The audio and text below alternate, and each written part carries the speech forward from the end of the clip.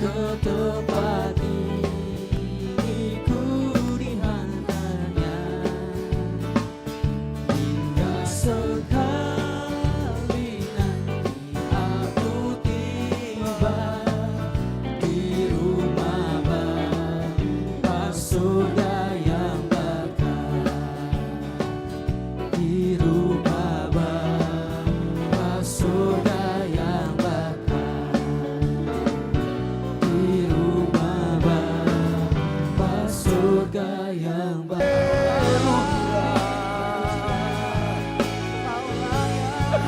Pengagungan kami tinggikan nama-Mu Tuhan Yesus.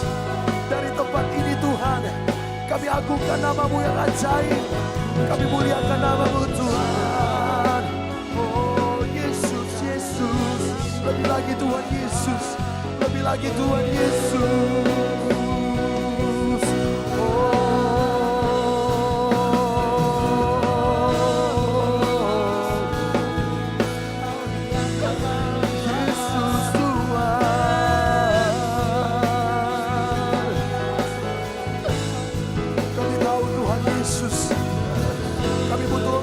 Lagi dalam kehidupan kami, kami butuh pribadi-Mu hadir memenuhi setiap kami Tuhan. Kami butuh Engkau Tuhan, kami butuh pribadi-Mu, kami butuh jamahan-Mu Tuhan, lebih lagi dalam hidup kami. Oh, sebab Tuhan yang tidak pernah membiarkan kita. Sebab Tuhan Yesus, agungkan nama-Nya. Oh Yesus, hormat pengagungan hanya bagi nama-Mu Tuhan. Terima kasih Tuhan Yesus untuk kamu yang mengagunkan bagi kami Tuhan Yesus. Kami tahu kami tidak pernah berjalan sendirian. Ada Tuhan Yesus yang selalu bersama-sama dengan kami.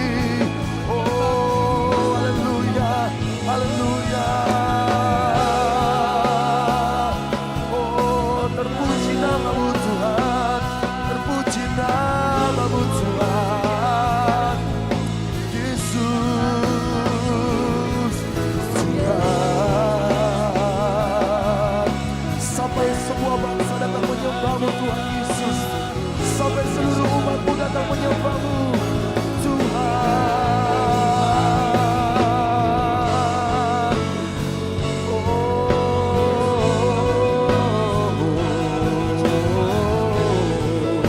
dengan kuasa Yesus Tuhan.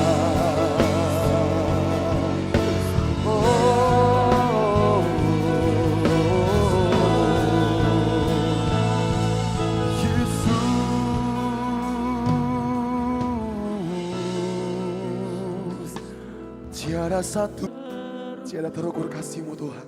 Kasih setia-Mu dalam naungan sayap-Mu. Ku mau terus menyembah-Mu.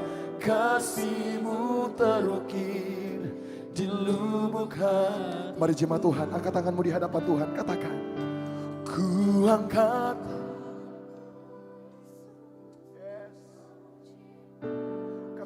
Perbuatan-Mu yang ajaib Tuhan, tiada terukur dalam naungan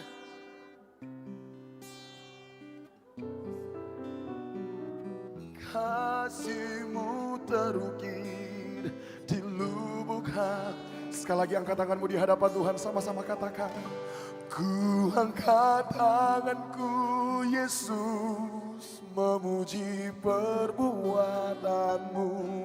Sungguh tiada terukur kasih setia-Mu dalam naungan sayap-Mu.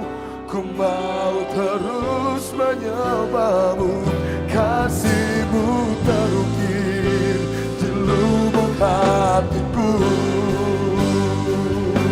Ku angkat tanganku Yesus. Kami memuji perbuatan-Mu Tuhan. Tiada terukur kasih-Mu, kasih setia-Mu. Dalam naungan sayap-Mu, ku mau terus menyembah-Mu. Kasih-Mu terukir di lubuk hatiku.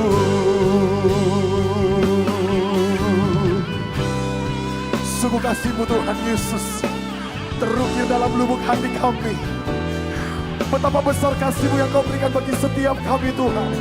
Kasih-Mu tanpa syarat Kau berikan bagi setiap kami Tuhan.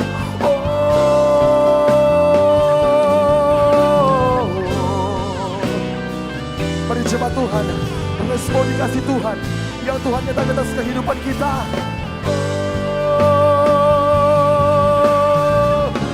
Sama-sama katakan, ku angkat tanganku Yesus, memuji perbuatan-Mu.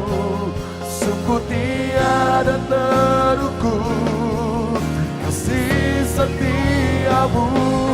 Dalam naungan sayap-Mu, ku mau terus menyembah-Mu. Kasih-Mu terukir di lubuk. Satu kali lagi, katakan di hadapan Tuhan. Ku angkat tanganku Yesus, memuji perbuatan-Mu. Sungguh tiada terukur kasih setia-Mu. Dalam naungan sayap-Mu, ku mau terus menyembah-Mu. Kasih-Mu terukir di lubuk hati. Katakan, kasih-Mu Tuhan, kasih-Mu terukir di lubuk hati. Kasih-Mu Tuhan, kasih-Mu terukir di lubuk hatiku. Kasih tepuk tangan bagi Yesus kita yang dahsyat. Haleluya. Haleluya Tuhan. Benar kasih-Mu terukir dalam setiap hati kami Tuhan. Pada sore hari ini kami mau mengangkat tangan kami. Kami merayakan kasih-Mu pada sore hari ini. Kami memuji nama-Mu. Yang siap memuji Tuhan, mari sama-sama kita katakan, amin.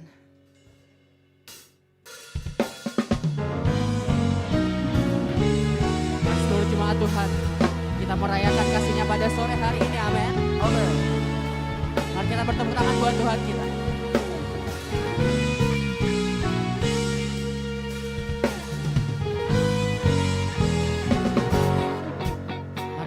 Kebaikan Tuhan pada setiap minggu kita mau nyatakan pada malam hari. Sama-sama katakan, Tuhan baik di dalam hidupku, selalu setia di sepanjang hidupku. Nyatalah perbuatan-Mu, Kaulah sukacita. Sama-sama katakan, Tuhan baik. Tuhan baik di dalam hidupku, selalu setia di sepanjang hidupku. Nyatalah perbuatan-Mu, Kau sukacita kami Tuhan. Kaulah Mari angkat tangan buat Tuhan.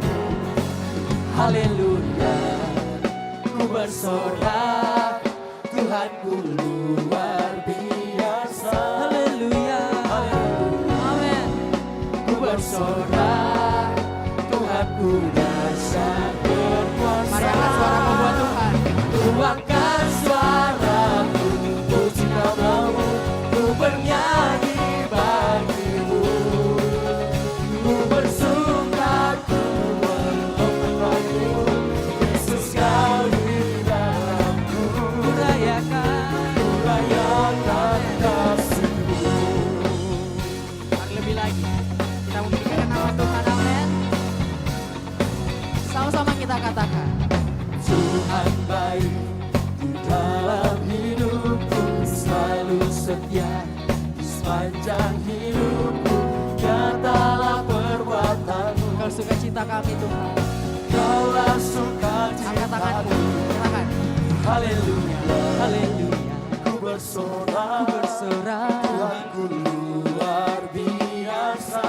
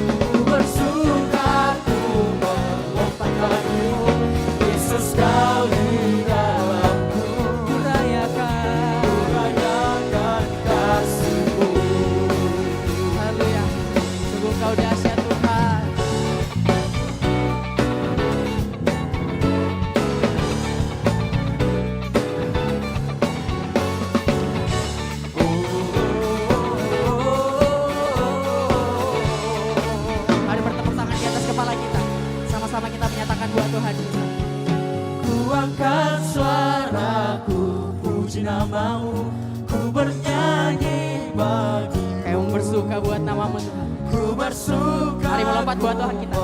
Melompat bagimu. Amin. Yesus kau di dalamku. Rayakan kasih-Mu. Lambaikan tanganmu buat Tuhan. Ku angkat suaraku, puji namamu. Amin. Ku bernyanyi bagimu. Ku bersuka, ku melompat bagimu.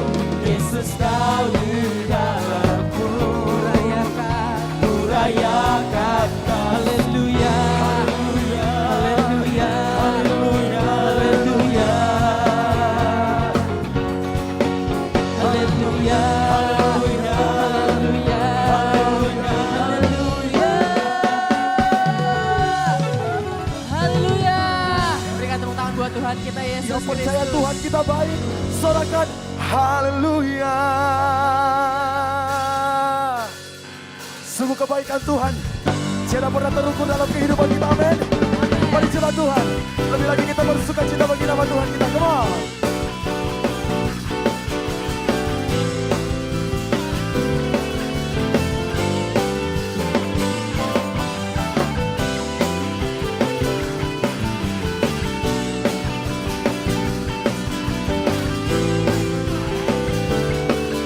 Mari dengan segenap hati kita menyatakan kebaikan Tuhan dalam kehidupan kita. Hey, Dia bangkit bagiku Tuhan Allah penyelamatku. Kuasa mati kalahkan, hidupku dipulihkan Tuhan Allah kemenangan. mari angkat tanganmu katakan. Dia sungguh baik, Dia sangat baik. Yesus, Dia baik bagiku. Oh, oh, oh. Dia sungguh baik, Dia sangat baik. Yesus, Dia baik bagiku.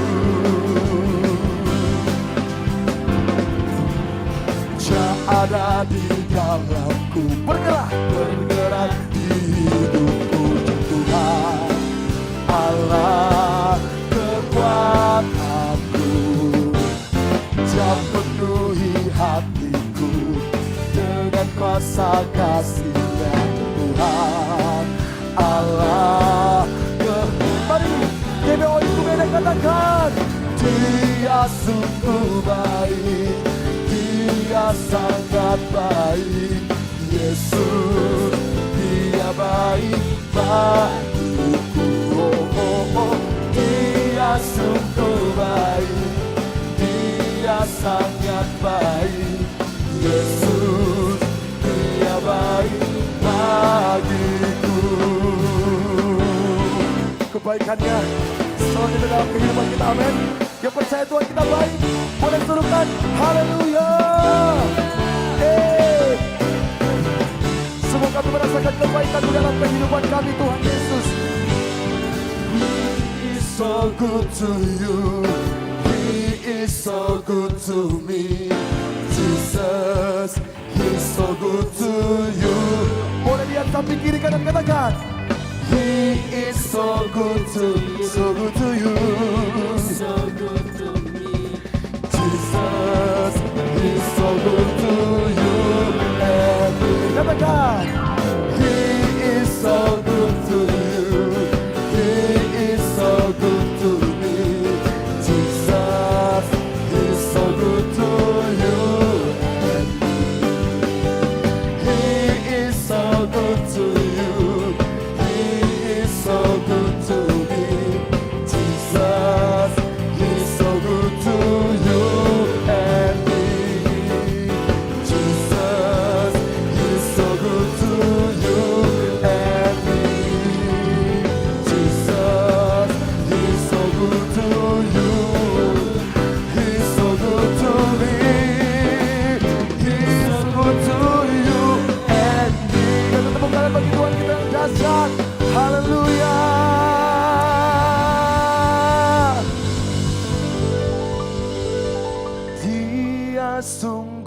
baik, Dia sangat baik. Yesus, Dia baik bagiku. Nyatakan, Dia sungguh baik, Dia sangat baik.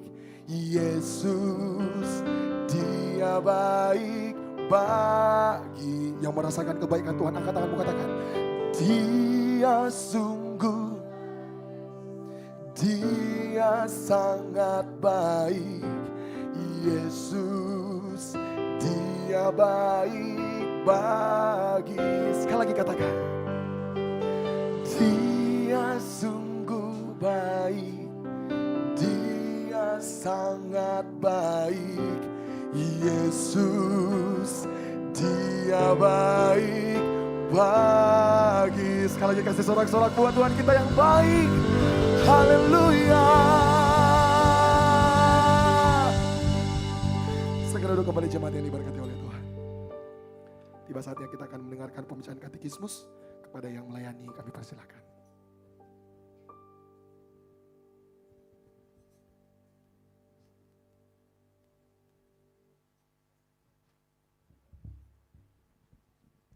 Shalom jemaat Tuhan, selamat datang di GBI Oikumene. Minggu ini terdapat satu pertanyaan mengenai soteriologi atau keselamatan. Pertanyaannya akan saya bacakan dan jawabannya akan kita baca secara bersama-sama. Pertanyaannya, apakah bukti suatu pertobatan sejati? Mari kita baca bersama-sama jawabannya dalam 3, 2, 1. Hidup menghasilkan buah yang sesuai pertobatan. Mari baca bersama-sama ayatnya dalam Lukas 3 ayat 8a. 3, 2, 1. Jadi hasilkanlah buah-buah yang sesuai dengan pertobatan. Demikian katekismus minggu ini, Tuhan Yesus memberkati. Puji nama Tuhan disampaikan bagi Bapak Ibu jemaat Tuhan yang membawa anak. Boleh dibawa turun ke lantai dasar, di lantai 1 di ruang Daud. Akan didoakan dan akan dilayani oleh guru sekolah minggu. Mari kita siapkan hati kita. Biarlah hati kita dapat siap ditaburi oleh kebenaran firman Tuhan. Sungguh Engkau Allah yang setia dalam kehidupan kami. Mazmur 23 ayat 4 berkata, sekalipun aku berjalan dalam lembah kelam, aku tidak takut bahaya, sebab Engkau besertaku. Dalam pujian ini juga berkata demikian. Saja kita semua mari mengimani pujian ini. Kita mau katakan bahwa Tuhan setia. Kita mau katakan, Tuhan, kami tidak takut apapun. Kami tidak takut bahaya selagi kami bersama. Mari nyatakan bersama-sama. Sekalipun ku berjalan dalam lembah kelam, namun tangan-Mu selalu menolong hidupku. Saat ku dalam ketakutan, Kau hadir di sisiku. Kau berkata, jangan takut. Kau beriku kemenangan. Kaulah Tuhan yang berjanji, tak sekalipun Kau ingkari kesetiaan-Mu sungguh terbukti di sepanjang hidupku. Untuk selamanya ku kan setia melayani, mengasihi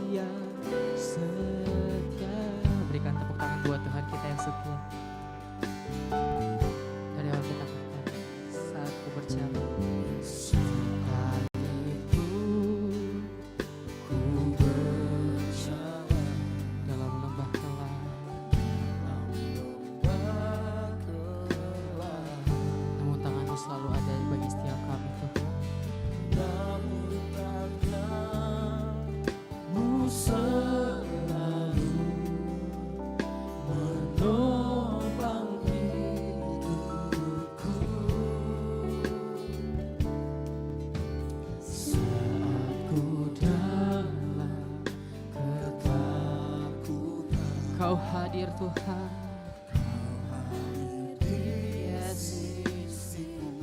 Kau berkata jangan takut. Kau berkata jangan takut. Kau beriku kemenangan. Kaulah Tuhan yang berjanji, tak sekalipun kau ingkari. Amin Tuhan. Kesetiaan sungguh terbukti di sepanjang hidupku, untuk selamanya ku kan setia melayani, mengasihimu. Tiada Tuhan sepertimu, Yesus. Kau Allahku yang setia. Mari dengan perlahan sambil mengangkat tanganmu buat Tuhan, kita katakan pujian. Kaulah Tuhan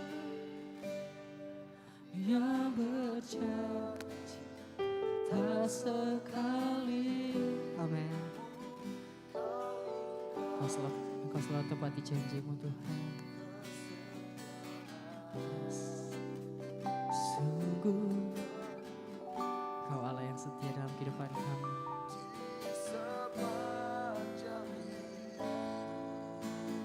Yes, Tuhan. Untuk selamanya ku kan setia melayani, mengasihimu.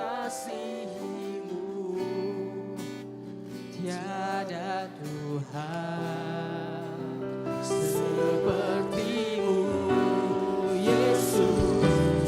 Kau Allahku yang setia. Mari sambil bangkit berdiri, sambil mengangkat tanganmu buat Tuhan. Kaulah Tuhan yang berjanji, tak sekalipun kau ingkari. Kesetiaanmu sungguh terbukti di sepanjang hidupku, untuk selamanya bukan setia melayani, mengasihimu. Tiada Tuhan sepertimu, Yesus. Kau Allahku yang Katakan tiada Tuhan, tiada Tuhan sepertimu, Yesus. Kau Allahku yang sekali lagi sama-sama katakan tiada Tuhan amin. sepertimu, Yesus. Kau Allahku yang setia. Kasih tepuk tangan yang meriah buat Tuhan kita. Haleluya. Bapa di surga, kami meyakini Engkau Allah yang setia. Oleh karena itu kami tahu kesetiaan-Mu lah yang memampukan kami ada sebagaimana kami sore hari ini. Kami mengucap syukur Tuhan untuk segala kebaikan yang sudah Engkau berikan kepada kami. Untuk kesehatan, untuk berkat finansial, untuk apapun yang Engkau lakukan dalam kehidupan kami. Engkau membuat kami menjadikan kami biji mata-Mu Tuhan. Jadi Terima kasih Tuhan. Pujian penyembahan kami naikkan di hadapan-Mu, karena hanya Engkau yang layak menerima pujian dan sembah kami di tempat ini. Dan tiba saatnya kami mau duduk diam mendengarkan firman Tuhan. Kami mau buka mata kami, pendengaran telinga kami. Kami mau hati kami dikalibrasi kembali, sehingga di tempat ini bukan hanya terjadi sensasi, tetapi terjadi transformasi, terjadi pertobatan, terjadi jiwa-jiwa yang dipulihkan oleh Tuhan. Terima kasih Bapa di surga, kami siap mendengarkan firman Tuhan. Urapi kami semua di tempat ini, bahkan yang menyampaikan firman Tuhan. Biar apa yang disampaikan adalah isi hati-Mu semata-mata. Di dalam nama Tuhan Yesus Kristus, yang siap mendengarkan firman Tuhan, sama-sama katakan amin. Baik, silakan duduk. Ya. Shalom. Puji Tuhan. Ya, kita tiba-tiba cuacanya tiba-tiba hujan ya, tapi saya yakin tidak mengurangi semangat kita dan gairah kita untuk mendengarkan firman Tuhan, beribadah bersama-sama di tempat ini. Yang setuju katakan amin. Baik, sebelum saya memulai, Bapak Ibu waktu masuk ke tempat ini diberikan sebuah selembar kertas kecil. Di situ ada survei yang kita lakukan terkait dengan gereja kita di tempat ini. Kita tahu gereja di tempat ini ruangannya terbatas, dan saya tahu kalau sudah penuh sekali itu tidak nyaman rasanya. Oleh karena itu ada survei yang Bapak Ibu sudah diberikan, saya minta tolong jangan dibuang, jangan juga dicuekin, tetapi saya minta tolong untuk diisi. Ya. Untuk diisi, setelah kalau nanti diisi, ya, lalu kemudian nanti dikembalikan kepada Aser yang mengerti, katakan amin. Nah, kenapa ini penting buat pertumbuhan gereja kita? Karena kami mau di dalam kita bertumbuh bersama-sama di tempat ini, kita semua sama-sama terlibat dengan keputusan penting di dalam gereja Tuhan di tempat ini. Yang mengerti katakan amin. Jadi nanti tolong diisi, ya, karena kita rencana akan membuka ibadah lagi satu di pagi, sehingga kita harapkan ya tempat kita tidak terlalu penuh. Jadi ada yang bisa nanti mungkin senang pagi-pagi, biasanya itu yang senang pagi-pagi itu ibu-ibu ya, sama orang tua, karena pengen setelah pulang gereja langsung pergi di pasar. Supaya sebelum jam 9 sudah siapkan makanan, kan begitu ya. Atau mungkin ada yang pengusaha yang mau buka toko, yang mau berusaha jam-jam 10, itu dia akan nyari yang paling pagi. Nah, kalau kita mau fasilitasi itu semua, bersama dengan itu juga kemudian biar tempatnya juga kemudian muat. Jadi tolong diisi, jangan dibuang, nanti kembalikan sama Aser. Yang belum punya pulpen boleh minta sama Aser atau pinjam ke sebelahnya yang tadi diberikan sama Aser. Karena tadi saya lihat pulpen kita terbatas gitu ya. Jadi tolong jangan dibuang. Yang mengerti katakan amin. Ya, baru sedikit yang ngisi. Yang mengerti katakan amin. Oke, saya tunggu banyak. Yang tadi pagi kita sudah kumpulkan survei dan luar biasa ya. Nanti kita akan umumkan kok di media sosial kita apa yang kemudian akan menjadi keputusan kita bersama. Baik, beberapa minggu yang lalu, bahkan selama sebulan ini ada suatu hal yang Tuhan taruh di dalam kita semua pelayan Tuhan di tempat ini. Yaitu ada satu kata, yaitu kata berdoa. Sama-sama katakan berdoa. Nah, kata ini muncul dalam setiap kita di dalam pembicaraan kami di doa pelayan, kemudian pembicaraan kami di beberapa pengajaran khotbah, semuanya muncul tentang doa. Dan hari-hari ini ternyata Tuhan sedang menggerakkan kita, dan saya juga terus berdoa biar di tempat ini Tuhan berikan kita spirit of prayer. Yang setuju katakan amin. Sehingga kita mau terus berdoa sama Tuhan, kita mau terhubung dengan Tuhan, kita mau connected dengan Tuhan. Nah, mungkin kalau kita melihat, ada nggak di tempat ini yang kalau pulang kampung atau acara keluarga, tiba-tiba ditunjuk sama bapaknya, berdoa aku nah. Wow, langsung begini. Betul atau tidak? Kita mulai tunjuk sana, tunjuk sini, biar itu doa makan. Oh, sudah mulai tunjuk-tunjuk. Ya. Bahkan kalau sudah ditunjuk itu pikiran langsung blank. Langsung hilang ingatan, siapa saya ya? Ditunjuk doa. Ada juga orang yang kalau ditunjuk doa dia cepet-cepet. Aduh, apa ini kata-katanya? Mau bilang apa? Susunannya bagaimana? Jangan sampai terlalu pendek. Karena biasanya kalau orang terlalu pendek, ya Tuhan Kau tahu hati kami, amin. Oh, kalau terlalu pendek nanti dibilang tidak pernah berdoa. Ya. Ada juga kalau terlalu panjang nanti halah-halah khotbah, betul atau tidak? Ya, kadang-kadang kita berpikir sampai seperti itu, akhirnya toh mau tidak mau akhirnya kita ditunjuk doa. Tapi kalau kita mau jujur sore hari ini, waktu kita ditunjuk berdoa, apa yang seringkali kita pikirkan?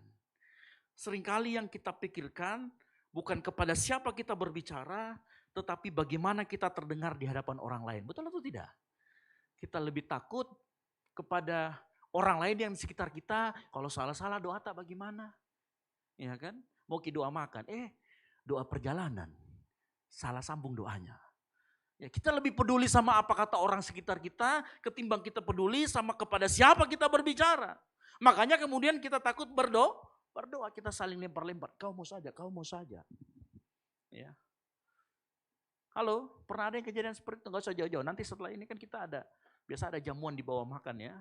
Biasanya itu kalau saya sudah turun ke bawah, anak-anak pergi lari semua. Takut ditunjuk doa makan. Entah kenapa doa kemudian menjadi sesuatu yang ditakutkan. Padahal harusnya doa itu menjadi nafas kita. Yang setuju katakan amin. Doa menjadi sesuatu kesukaan kita. Ya. Nah, Bapak Ibu tahu enggak? Sebenarnya inilah potret kehidupan kita. Dan sore hari ini kita akan belajar dari seorang yang namanya Elia. Mari kan kita buka sama-sama dalam 1 Raja-Raja 18 ayat 36 sampai dengan yang 39. 1 Raja-Raja 18 ayat 36 sampai 39. Saya akan baca ayat yang genap, Bapak Saudara sekalian ayat yang ganjil. Selanjutnya terus sampai dengan 39 kita akan baca bersama-sama. 1 Raja-Raja 18 ayat 36 sampai dengan 39. Yang sudah ketemu boleh katakan amin. Saya jemput jemaat Tuhan bangkit berdiri, saya akan bacakan ayat 36. Sudah ketemu? Atau mengandalkan yang di depan? Takut ya? Oke, silakan dibuka handphonenya terlihat, jangan update status ya, jangan scroll. Demikian firman Tuhan. Kemudian pada waktu mempersembahkan korban petang, tampillah Nabi Elia dan berkata, ya Tuhan Allah Abraham, Ishak dan Israel, pada hari ini biarlah diketahui orang bahwa engkaulah Allah di tengah-tengah Israel, dan bahwa aku ini hambamu, dan bahwa atas firman-Mu lah aku melakukan segala perkara ini. 37 sama-sama.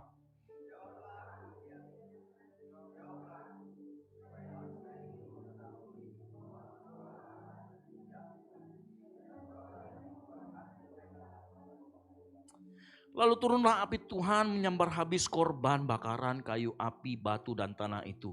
Bahkan air yang dalam parit itu habis dijilatnya. 39 sama-sama. Ketika seluruh rakyat melihat kejadian itu, sujudlah mereka serta berkata, Tuhan dialah Allah, Tuhan dialah Allah. Amin. Silakan duduk. Berbagai orang yang membaca, merenungkan dan melakukan firman Tuhan. Bapak Ibu, latar belakang cerita ini sederhana, kita sudah pernah bahas. Elia sendirian melawat 400 lebih Nabi Baal. Bapak Ibu bayangkan apa yang dilakukan oleh Nabi Baal, dari pagi sampai petang dia berdoa kepada Dewa Baal. Ya. Dia berdoa kepada Dewa Baal, dia berharap bahwa Dewa Baal akan apa? Mengabulkan doa mereka. Nah Bapak Ibu bayangkan kalau kita tadi disuruh tunjuk doa, kita paling cepat ya 1 menit, 2 menit. Ini bayangkan dari pagi sampai siang berdoa tok kerjanya ini Nabi Baal. Tapi kepada Dewa Baal. Ya, saya tidak tahu seberapa panjang, seberapa effort. Ya. Saya tidak membayangkan bagaimana kata-kata mereka. Bisa jadi mereka kayak merayu-rayu.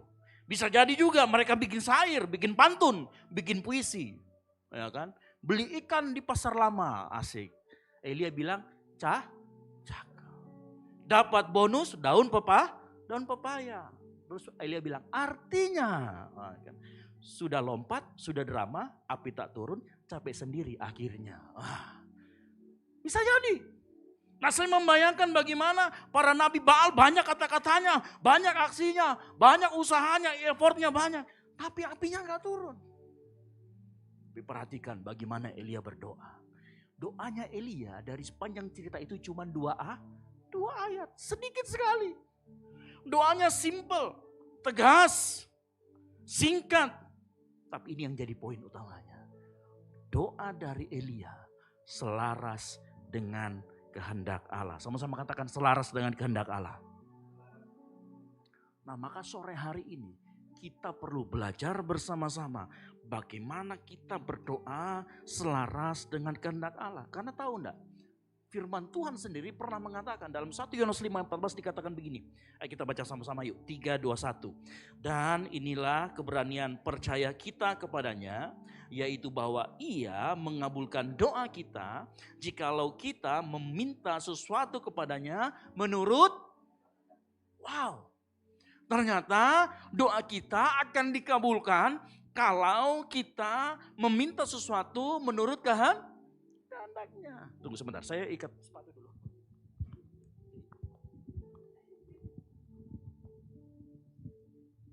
Repot kalau saya jatuh kan gitu ya.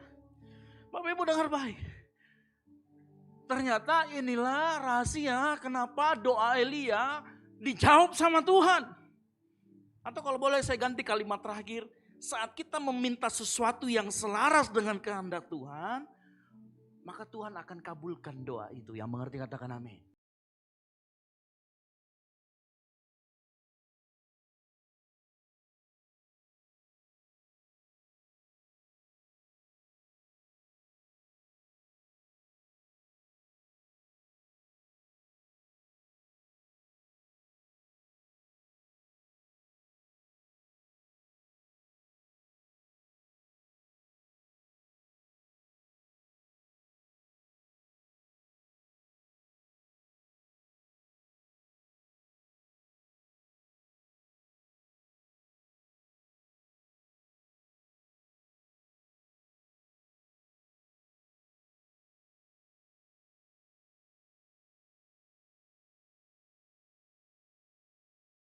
Mengenal pribadi Allah. Perhatikan satu raja-raja ini.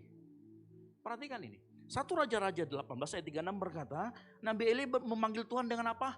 Ya Tuhan, Allah Abraham, Ishak dan Israel. Kata ya Tuhan karena dia huruf besar itu memanggil kata YHWH, tetragramaton. Dia tahu Tuhannya siapa. Elia memulai doanya dengan sebutan apa? Ya Tuhan, Allah Abraham. Bapak Ibu tahu, waktu Elia mengatakan ini, dia mendasarkan, dia memulai doanya dengan pengenalan yang pribadi yang dalam dengan Tuhan. Elia jelas tujuannya berdoa kepada Allah perjanjian. Allah yang dahulu menyertai Abraham, Ishak dan Israel atau Yakub. Dia tahu betul-betul siapa yang dia sembah. Dia tahu betul bahwa Allah yang dia sembah itu adalah Allah yang punya sejarah kesetiaan. Allah yang menyatakan dari generasi ke generasi di setiap nenek moyangnya. Dia kenal betul-betul. Makanya dengar baik. Doa yang selaras dengan kehendak Tuhan bukan dimulai dari apa yang menjadi kebutuhanmu. Doa yang selaras dengan kehendak Tuhan dimulai dari pengenalan pribadi akan Tuhan. Yang setuju katakan amin. Halo. Ya. Elia gak mulai dengan Tuhan, tolong Kak. No. Elia mulai dengan siapakah Tuhan itu dalam hidupnya. Karena begini, seringkali masalah utama dalam doa bukan sekedar kurang iman. Tetapi dangkalnya pengenalan akan pribadi Tuhan. Makanya dengar baik, kedalaman doa tidak ditentukan oleh kata-kata. Tetapi oleh seberapa dalam kita bisa mengenal pribadi yang kita panggil. Yang mengerti katakan amin. Nah ini inti yang pertama yang harus kita tahu. Saya kasih ilustrasi. Siapa di sini ada bapaknya suka mancing. Kalau bapaknya pulang dari mancing, kalau tangkapannya banyak, kan senang sekali nih bapaknya, betul atau tidak? Biasanya kalau dia senang itu kita bilang, Pak, uang tak dulu 50.000, nah kasih tuh. Tapi kalau misalkan ikannya kecil-kecil baru sedikit, minta mau kalau biar 5.000 itu lah marahi kok. Kenapa? Karena anak itu tahu bapaknya lagi senang, bapaknya tak dia kenal secara pribadi, oh dia pelajari kalau bapak ini, dia banyak ikannya jadi orang baik. Kalau tidak banyak ikannya, jadi orang galak. Jadi dia tahu kapan minta uang. Sama, kalau kita semakin kenal Bapak kita bisa semakin selaras dengan kehendaknya. Maka tebak, pada saat kita berdoa, akan menjadi doa yang powerful, yang mengerti katakan amin. Makanya karena itu begini, kita lanjut lagi. Dalam proses mengenal pribadi Allah, maka engkau harus punya sumber yang benar. Kalau engkau mau mengenal pribadi Allah yang benar, harus punya sumber yang benar. Yang mengerti katakan amin. Kenapa? Karena sumber utama dalam kita mengenal Tuhan adalah kitab suci, firman Tuhan. Halo? Apa? Alkitab. Firman Tuhan yang kita baca. Dan firman Tuhan bukan cuma sekedar itu. Firman Tuhan yang diterangi Roh Kudus. Tanpa firman Tuhan dan Roh Kudus, manusia akan cenderung membentuk Tuhan versi dirinya sendiri. Ya, kita butuh juga Roh Kudus. Kita butuh juga firman supaya kita bisa mengenal secara dalam Tuhan seperti apa. Karena kalau kita tidak kenal Tuhan dari kitab suci, dari Alkitab, maka yang membentuk Tuhan itu adalah seleramu, kadang luka batinmu, kadang budayamu, dan keinginan pribadimu. Percayalah sama saya. Bapak Ibu tahu cerita tentang dua murid yang ke Emmaus, yang keluar dari Yerusalem menuju Emmaus? Mereka membentuk pengertian tentang Mesias, tentang Tuhan, menurut versi mereka sendiri. Tahu kenapa? Karena secara psikologis kedua orang ini orang yang terjajah. Mereka ditindas, dijajah dengan pedang. Makanya itu membentuk luka batin mereka sehingga mereka membentuk Mesias dengan membawa pedang. Ini yang dibentuk, gambaran Tuhan yang dibentuk dengan yang namanya luka batin. Dan ini membahayakan. Lihat baik-baik. Makanya harus dari sumber yang benar. Bapak Ibu tahu waktu cerita ini, waktu Yesus datang dan codo sama kedua murid ini, dia nggak langsung kenalkan dirinya, nama saya Yesus yang kau bicarakan. Apa yang Yesus lakukan? Nanti baca dalam Lukas 24 ayat 27. Lukas 24 ayat 27 berkata begini, lalu ia menjelaskan kepada mereka apa yang tertulis tentang dia Yesus di dalam seluruh kitab suci. Dimulai dari apa? Kitab suci. Dimulai dari apa? Alkitab. Dimulai dari apa? Firman Tuhan. Yesus sendiri ada di sana tetapi dia menunjukkan, hey inilah ada di sini. Ya. Bahkan dikatakan mulai dari kitab-kitab Musa dan segala kitab-kitab Nabi. Ternyata itulah sumber utama kita untuk kita mengenal Allah. Yang setuju katakan amin. Makanya sekali lagi kitab suci harus menjadi standar utama. Harus menjadi sumber utama yang menyatakan siapa Allah itu. Yang setuju katakan amin. Yang pertama, firman Allah, kitab suci yang diterangi Roh Kudus. Artinya Roh Kudus juga penting. Hari-hari ini tuh ada banyak orang yang agak sedikit kurang 1 ons lah otaknya. Dia ragu dengan imannya, dia ragu dengan isi Alkitab, dia tidak pergi tanya sama Roh Kudus atau sama pendeta yang penuh dengan Roh Kudus. Dia pergi tanya sama donditan. Ya lock out lah. Karena pemandunya salah. Salah bertanya kok bro. Ini hari-hari ini banyak terjadi.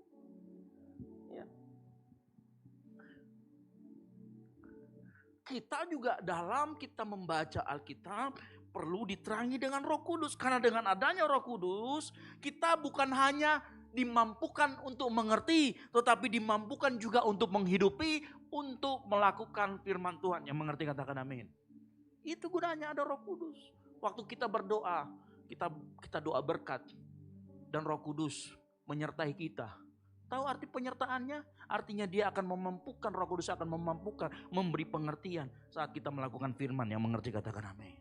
Makanya dalam Kisah Para Rasul 1 ayat 8 dikatakan tetapi kamu akan menerima kuasa. Apa itu kuasa? Power, strength. Untuk apa? Untuk bersaksi, untuk kita hidup, untuk kita pada saat kita membaca, kita diterangi oleh Roh Kudus. Sehingga waktu kita melakukan, kita kuat melakukannya, kita dimampukan melakukannya.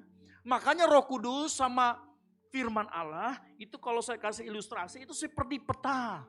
Ada peta dan Roh Kudus sebagai pemandu. Kalau kita hanya punya peta tanpa pemandu, kita bisa salah arah, betul atau tidak?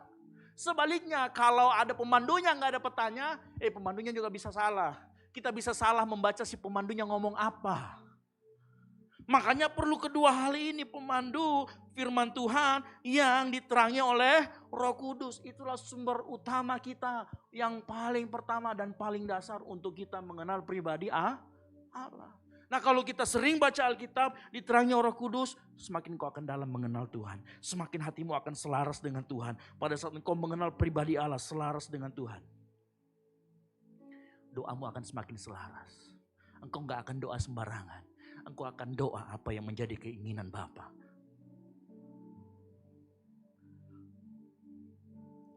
Tapi saya mau kasih tahu gini. Selain firman Tuhan, kitab suci yang diterangi Roh Kudus, ada juga sumber-sumber lain yang sifatnya melengkapi. Contoh apa? Kesaksian. kesaksian dari orang lain, dari pengalaman pribadi orang lain. Bahkan kita juga bisa bersaksi buat orang lain.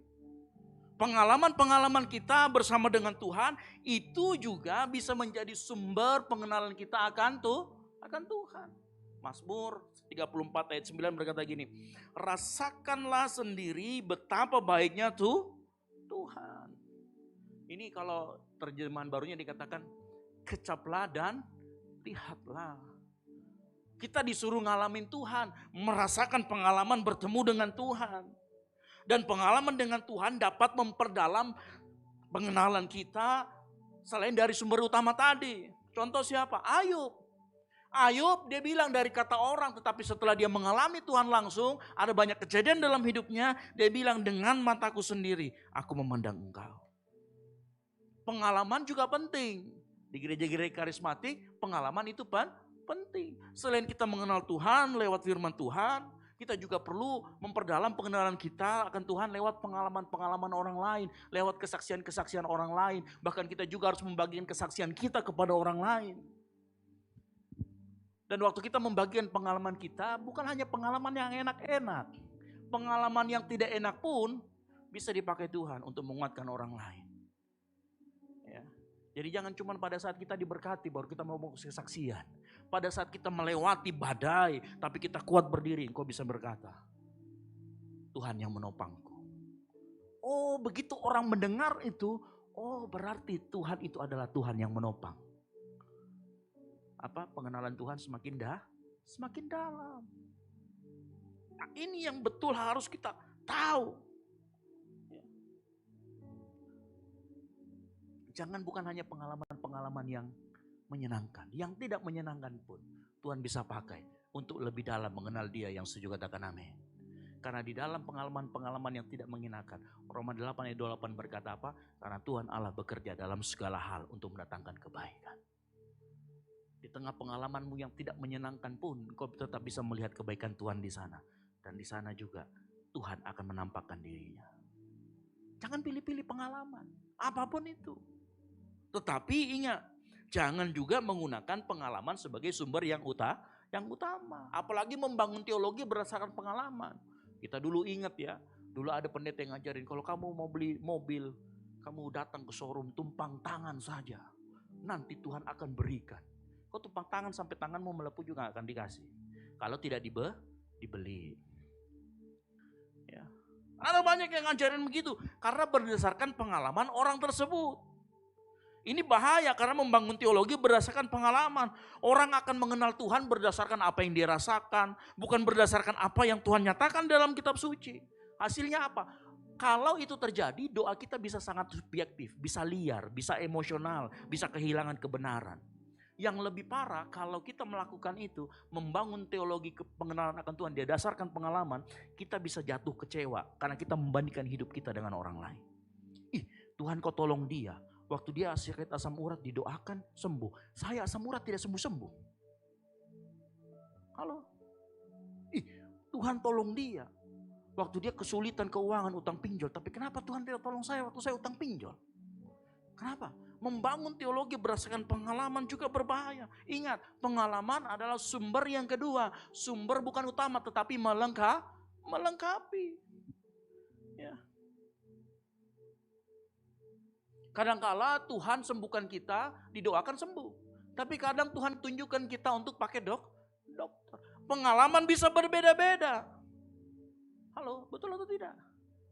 Tuhan bisa tolong kita dengan cara yang berbeda-beda. Nah pengalaman tadi kalau dia melengkapi kita, pengalaman itu biasanya kita dapatkan lalu kemudian kita bersaksi. Ya, makanya kita kalau ada orang bersaksi itu bisa menguatkan kita. Dan dari mana kita bisa dapat kesaksian orang itu? Satu tempat yang pasti ada kesaksian itu dan itu sehat, yaitu di dalam komunitas gereja. Di dalam komunitas gereja engkau akan mendengarkan berbagai macam kesaksian, sharing orang, bahkan engkau juga bisa bersharing hidupmu dengan orang lain. Sehingga orang lain juga dikuatkan dengan kesaksianmu. Sebaliknya dengan mendengarkan kesaksian orang, pengenalanmu akan Tuhan juga akan semakin dalam. Tapi itu juga terjadi di gereja, gak mungkin kita mau dengar kesaksian dari orang-orang yang tidak percaya. Karena kita beda nilai. Makanya kalau kita mau dikuatkan, maka komunitas gereja merupakan sesuatu yang penting. Semua pengalaman yang orang rasakan kemudian menjadi kesaksian. Itu bisa membantu kita, menguatkan kita, memperdalam kita, memperkaya pengenalan kita akan Tuhan. Makanya kesaksian dan pengalaman memperkaya pengenalan. Tetapi tidak boleh menggantikan kitab suci, firman Tuhan sebagai yang utama yang mengerti katakan amin. Nah kalau kita mengerti ini, maka kita tidak akan menukar. Karena lebih banyak orang lagi hari-hari ini yang lebih suka dengan pengalaman bersama Tuhan ketimbang membaca Alkitab. Ketimbang mengenal Tuhan lewat kitab suci. Kalau kita lebih suka melihat pengalaman ketimbang kita baca kitab suci, itu sama saja kita kenalan sama cowok ganteng, sama cewek ganteng, tapi kita kenalan sama bayangannya. Pernah kenalan sama bayangan? Dia bisa menjawab? Nggak bisa. Karena kenapa? Kadang-kadang kita lebih suka sama pengalamannya. Kita mendirikan pengalamannya. Ingat, wajah asli Allah itu ada di dalam kitab suci. Yang mengerti katakan amin. Dan itulah yang harus kita baca. Itu yang harus kita renungkan. Bukan pengalamannya orang. Ya. Jadi pengenalan akan Allah yang benar tidak dibangun dari cerita-cerita rohani yang mengesankan. Tetapi dari kitab suci Alkitab yang diterangi oleh Roh Kudus. Pengalaman memperlengkapi, pengalaman menguatkan. Makanya dengar baik jemaat Tuhan, saya nggak akan bosan-bosan ngasih tahu. Hari demi hari terus belajar membaca Alkitab. Yang mengerti katakan amin. Isi otak kita, isi mata pandangan kita dengan membaca kitab suci, membaca Alkitab. Pengalaman kita bisa dapatkan dari teman-teman komsel kita, teman-teman ground kita. Mereka cerita bagaimana Tuhan berkarya, kita juga bisa sharing di sana. Kalau kita melakukan ini semua, maka pengenalanmu akan Tuhan akan semakin dalam. Yang mengerti katakan amin. Dan inilah titik awal doamu akan begitu powerful di hadapan Tuhan. Makanya dengar baik, doa yang menurunkan api dimulai dari pengenalan yang benar akan Tuhan. Kalau orang salah sumber, maka ia akan salah mengenal Tuhan. Kalau dia salah mengenal Tuhan, maka doanya pun tidak akan selaras dengan Tuhan. Ya, bayangkan kalau misalkan ya kita ngobrol sama bayangan nggak bisa jawab kan. Tapi itulah kadang-kadang kita nggak pernah kenal dengan Tuhan atau kita mengenal Tuhan dengan sumber yang salah. Lalu Tuhan nggak jawab, terus kita salahkan Tuhan. Nah bilang Tuhan ini gila-gila. Kau salah mengenal, saya yang disalahkan. Makanya mulai sekarang belajar, sekali lagi saya katakan, mulai belajar, baca Alkitab kita. Alkitab gampang dibawa kemana-mana, tidak ada besar-besar dulu, zaman dulu besar-besar dibawa. Zaman sekarang hanya sebesar ini. Dibawa, dibaca. Satu pasal satu hari yang mengerti katakan amin. Gak usah banyak-banyak. Kak, tapi saya belum mengerti, baca saja dulu. Karena biasa pengertian itu menyusul belakangan. Makanya kalau mau dapat pengertian, mau dikuatkan juga ikut gabung dalam komsel atau ground. Ya. Dengan begitu pengenalan kita akan semakin dalam. Yang kedua, hal yang perlu kita pelajari sehingga doa kita bisa jadi doa yang selaras dan kehendak Tuhan. Kita harus mengerti identitas kita. Perhatikan. Dalam 1 Raja-Raja 18 ayat 36 dikatakan, saya akan langsung lompat. Bahwa engkaulah Allah di tengah-tengah Israel dan bahwa aku ini hambamu. Elia berkata dalam doanya, Tuhan aku ini hambamu. Kalimat ini sangat penting. Kenapa? Karena ini menunjukkan posisi Elia dan hatinya dan identitasnya. Di sini Elia lebih menonjolkan bahwa dia adalah seorang hamba. Karena apa? Dia sedang melaksanakan tugas, dia sedang membuktikan siapa Tuhan yang benar di antara orang-orang Israel yang sedang menyembah berhala. Dia sedang melaksanakan tugasnya. Tahu kenapa dia begitu? Karena Elia tidak mau fokusnya yang dari Tuhan kemudian kepada dia. Makanya dia mengatakan aku ini hamba. Elia menjaga agar fokus bangsa Israel tidak kepada dirinya tetapi kepada Tuhan. Elia sadar betul. Waktu dia berdoa, dia bukan pusat ceritanya. Tuhanlah pusatnya. Makanya dikatakan saya ini hamba. Elia berdiri sebagai hamba. Ia hanya hamba yang menjalankan kehendak Tuhannya. Ini sama seperti kata Lukas. Lukas berkata apa? Demikian juga kamu apabila kamu telah melakukan segala sesuatu yang ditugaskan kepadamu. Hendaklah kamu berkata apa? Sama-sama yuk 3, 2, 1. Kami adalah hamba-hamba yang tidak berguna.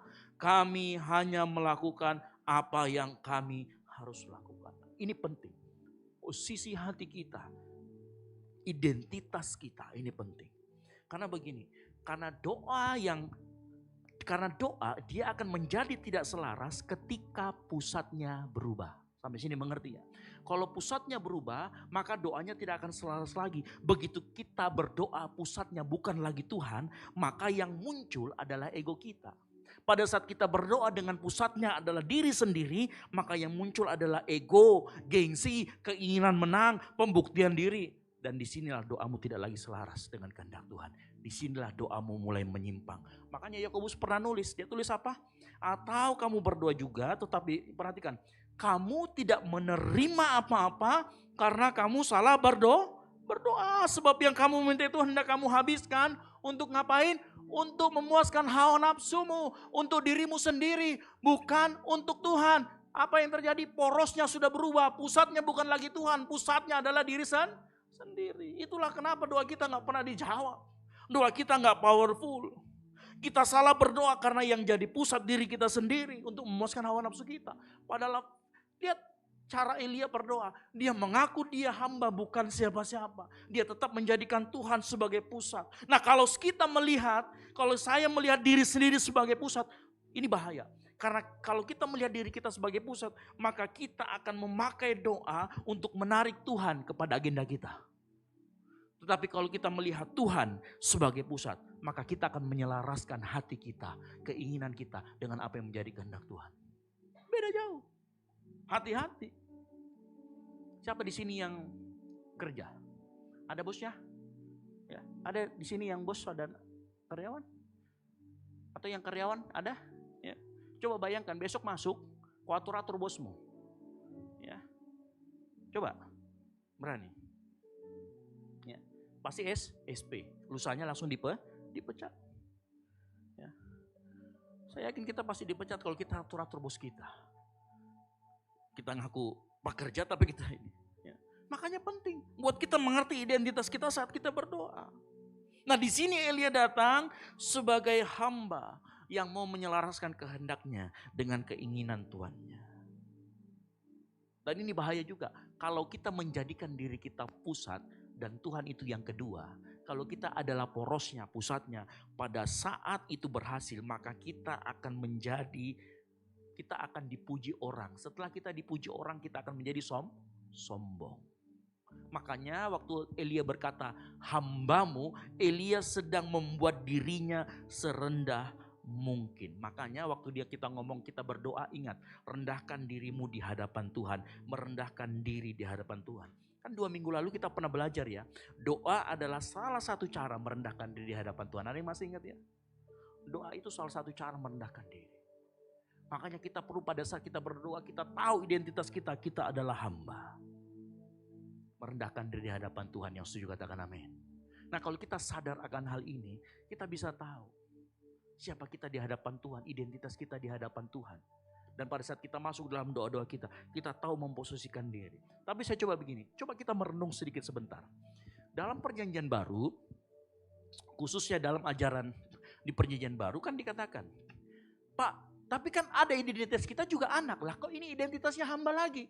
Jadi yang anak atau yang hamba identitas kita? Apalagi ada ayatnya ini Pak. 1 Yohanes 3 ayat 1. Kita adalah anak-anak Allah. Wih, kita anak Allah Pak, identitas kita anak. Tapi tadi Lukas 17 ayat 10 berkata kita adalah hamba. Ada yang pusing? Loh iya ya, kita hamba atau kita anak?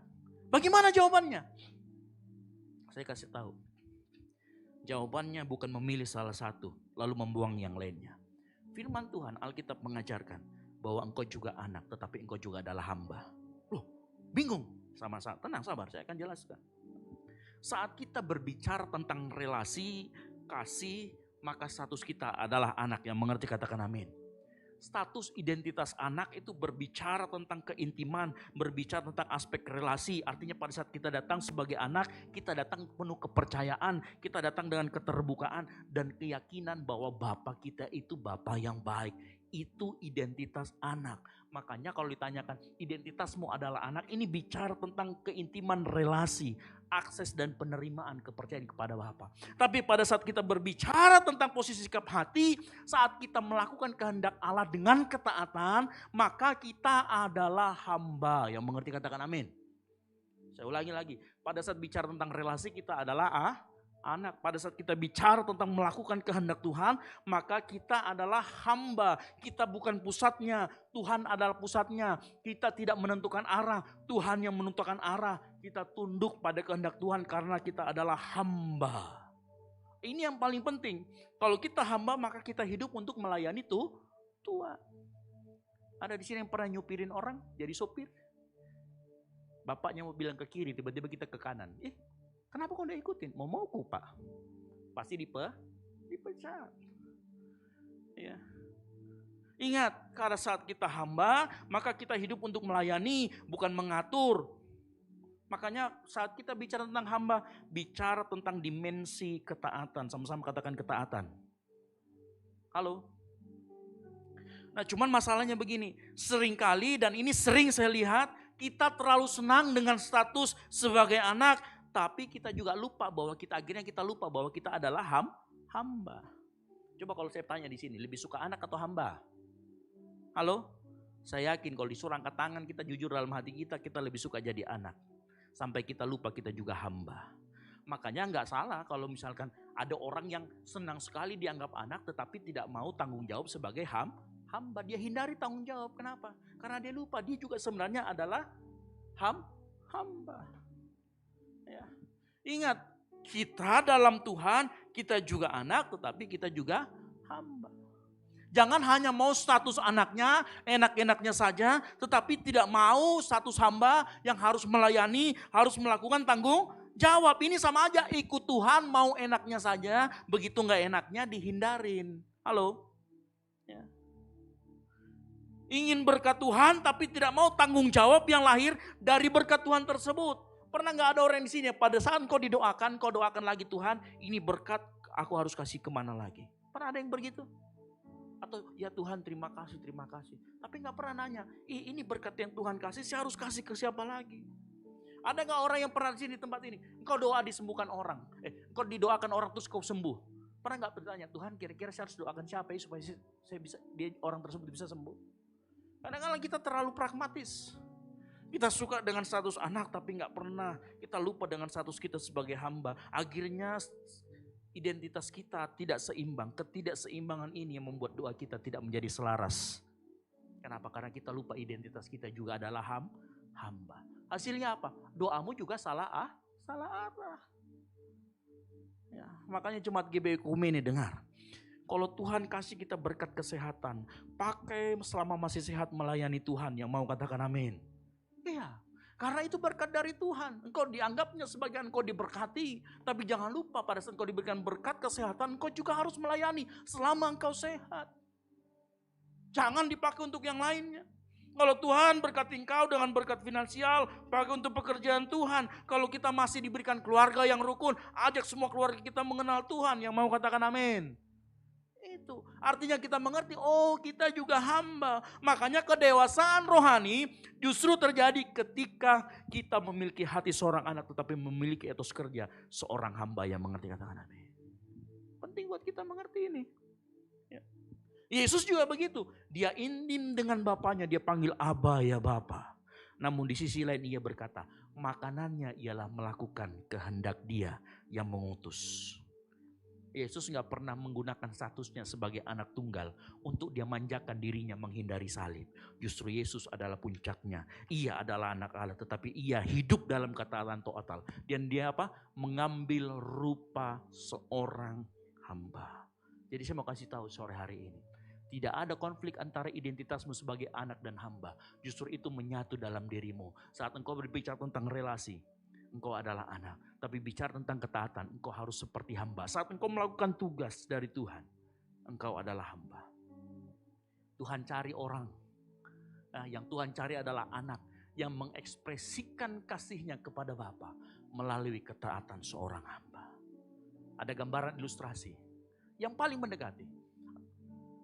Anak dalam keluarga raja, dia adalah seorang anak. Kalau misalkan ada putra mahkota pangeran, dia kan anak raja, dia bisa bicara langsung sama bapaknya. Tetapi di saat yang bersamaan kalau bapaknya kasih dia tugas, pergi kau ke sana, ke kerajaan sebelah sebagai perwakilanku. Otomatis anak ini menjadi hamba dalam melaksanakan tugas.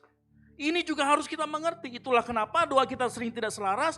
Karena kita menghindari hidup sebagai hamba. Kita suka dengan anaknya. Ingat, kedekatan tanpa ketaatan menghasilkan anak-anak yang manja. Sementara ketaatan tanpa kedekatan menghasilkan buruh rohani. Tuhan gak pengen itu. Tuhan tidak ingin keduanya. Tuhan ingin kita dekat dan taat. Yang mau katakan amin. Yang mengerti katakan amin. Ingat, Tuhan mau engkau dekat, tetapi Tuhan mau juga engkau taat. Makanya doa yang selaras adalah doa yang lahir dari relasi yang sehat. Dan sikap hati yang mau tunduk sama Tuhan. Ingat, kita datang kepada Bapa karena mengasihi Bapa. Ini anak. Tetapi kita berkata seperti Yesus, bukan kehendakku tetapi kehendakmu yang jadi. Ini adalah hamba. Seimbangkan itu dalam hidupmu. Sehingga waktu Tuhan menyuruh kita melakukan sesuatu, kita lakukan sampai tuntas. Dan pada saat tuntas dilakukan kita berkata, kami hamba-hamba yang tidak berguna. Kami hanya melakukan kehendak Bapa. Yang mengerti katakan amin. Yang ketiga, terakhir. Hal yang ketiga yang perlu kita pelajari sehingga doa kita bisa menjadi doa yang selaras dengan kehendak Tuhan. Kita perlu selaras dengan tujuan ilahi. Apa itu tujuan ilahi? Pertobatan. Sama-sama katakan pertobatan. Kenapa? 1 Raja-Raja 18 ayat 37. Ini perhatikan. Doa Elia tidak pernah minta api turun. Betul atau tidak? 2 ayat yang kita baca, doa Elia gak pernah minta api turun. Halo? Elia gak pernah menyebut kata Tuhan turunkan api yang bentuknya bulat, agak besar sedikit supaya muat semuanya di sini. Gak pernah. Aneh kan? Makanya tujuan doa Elia bukan cuma sekedar turun api, tetapi dia minta pertobatan. Tujuan doa Elia adalah Tuhan dikenal dan bangsa itu bertobat. Api hanya sarana, turun dari langit hanya metode. Pertobatannya adalah tujuan. Pemulihan hati adalah hasil akhirnya. Makanya Elia itu fokus pada apa yang terjadi di hati, bukan bagaimana cara Tuhan jawab. Ini juga harus kita mengerti. Ya. Karena tadi kita membahas bahwa manusia seringkali minta solusi sementara tanpa pernah minta transformasi hati. Coba, kalau kita sakit, asam urat, Pak Pendeta tolong doakan saya. Kalau saya disuruh gitu saya doakan, Tuhan kasih dia hikmat supaya dia makannya tidak salah-salah. Karena kalau sudah didoakan, kalau dia sembuh, besoknya makan kacang 5 toples, ditambah coto 5 mangkok, selesai dia. Asam urat lagi, pincang lagi jalannya. Tapi kalau kita minta sama Tuhan, ubah hatinya, mindsetnya berubah. Dia harus jaga mulutnya, dia harus jaga makanannya. Oh aman. Nah seringkali kita terjebak. Kita tidak bisa membedakan mana yang alat, cara metode dengan yang mana tujuan. Ini sering terputar, sering tertukar. Kenapa? Karena gini, kadang-kadang cara metode turun dari langit apinya itu lebih spektakuler. Kalau seandainya waktu itu sudah ada Instagram, saya yakin itu jadi story. Wih api. Karena alat, metode dan cara seringkali heboh, seringkali spektakuler, mudah dilihat, mudah diceritakan, mudah FYP kalau zaman sekarang kan begitu. Tapi coba berbicara tentang perubahan hati. Oh gak ada yang lihat perubahan hati kita. Gak ada yang lihat, gak spektakuler. Makanya seringkali kita suka dengan tanda, kita suka dengan cara, metode. Bahaya, bahkan kita seringkali menukarkan antara metode dengan tujuan. Ya. Bahaya. Karena orang bisa lebih mengejar pengalaman rohani, suasana, respon emosional, demonstrasi kuasa daripada pertobatan sejati. Nah saya bersyukur di tempat ini. Saya yakin dan percaya kalau keluar dari ruangan ini, saya berdoa terjadi pertobatan sejati di gereja ini. Yang mengerti katakan amin.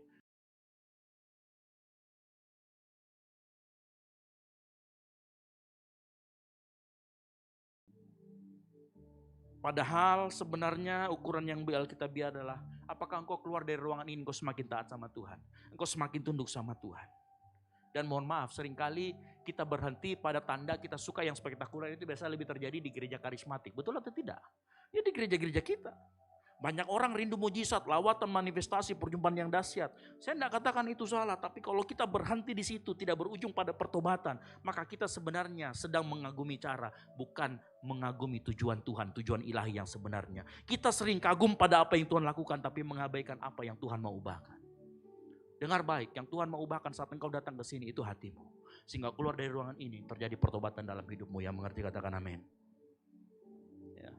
Sekali lagi saya sampaikan, jangan terpaku pada cara, alat, metode atau tanda. Kalau di situ ada tanda toilet, pernah lihat ada orang kalau tanda toilet pergi kencing di situ? Pergi buang air di situ? Enggak. Dia akan cari ujungnya di mana toiletnya, betul atau tidak? Jangan sampai ada tandanya di situ, kita sampai berhenti hanya sampai di situ.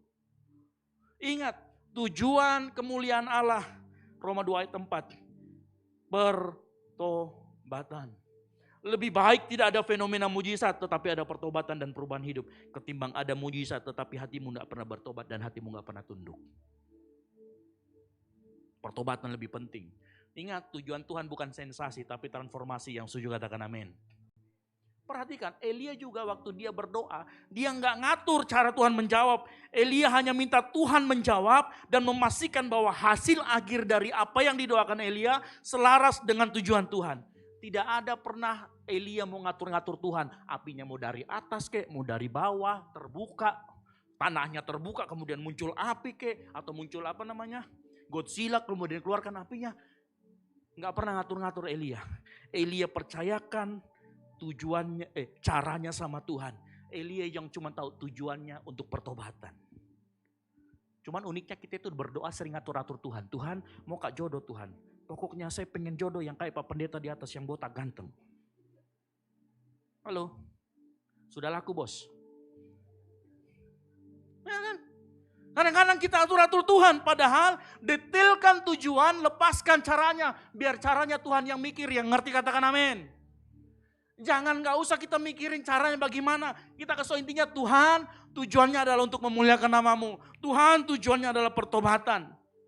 Saya waktu sakit ini dioperasi kaki saya. Waktu saya bangun saya melihat, wih ada Pak Nana di samping saya. Kita cerita. Saya pengen sekali pulang ya setelah dioperasi. Dia bilang, Pak Nana paling kau besok sudah pulang. Ya, tahu apa yang terjadi? Ya, ternyata benar besok saya pulang. Ya. Ada di sini waktu periksa ke dokter, kau berani atur-atur dokternya?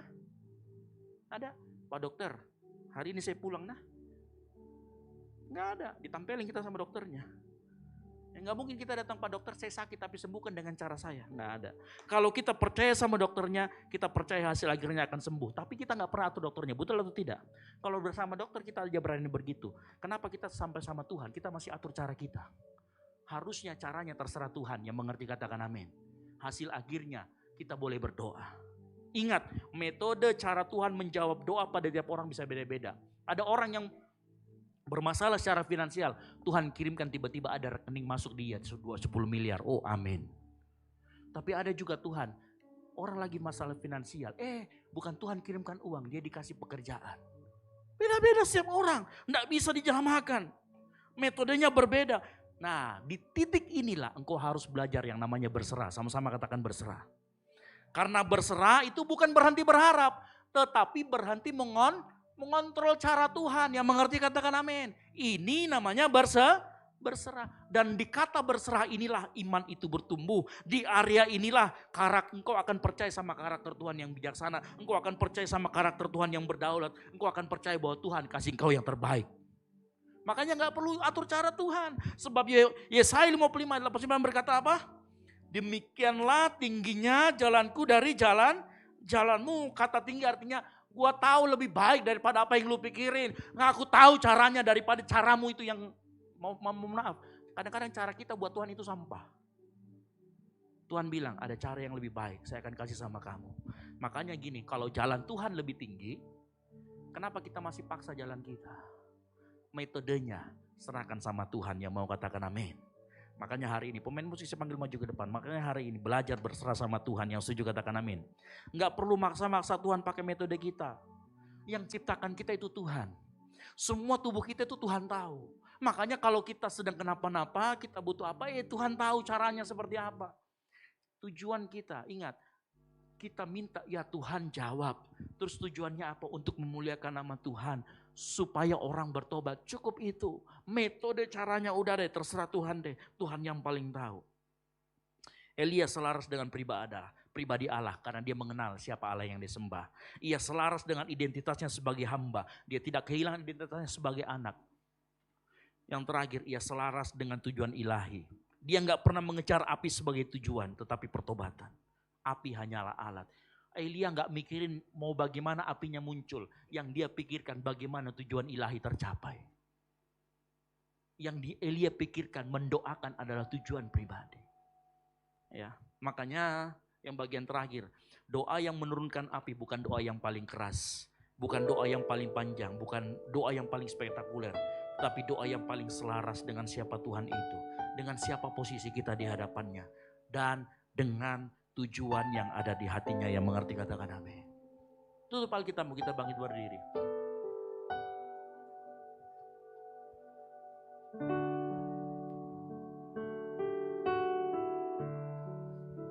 Kau bukan Tuhan yang melihat rupa, Kau bukan Tuhan yang memandang harta.